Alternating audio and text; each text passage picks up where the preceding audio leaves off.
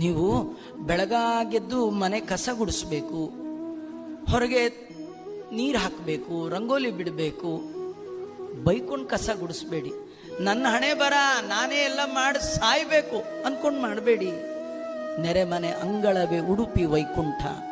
ಭಗವಂತ, ಇದು ನಿನ್ನ ಮನೆ, ಇಲ್ಲಿರುವವರೆಲ್ಲ ನಿನ್ನ ದಾಸರು, ನಾನು ಮಾಡೋದು ನಿನ್ನ ಪ್ರೀತಿಗಾಗಿ ಮಾಡ್ತೇನೆ ಅಂತ ಮಾಡಿಬಿಡು.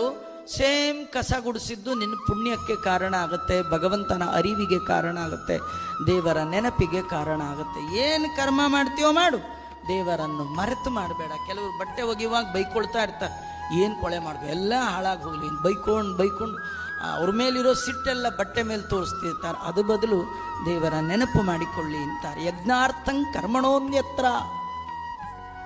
ಎಲ್ಲ ಕರ್ಮಗಳು ಇರೋದು ಭಗವಂತನ ಪ್ರೀತಿಗಾಗಿ. ಯಜ್ಞೇನ ಯಜ್ಞ ಮಯಜಂತ ದೇವಾಹ.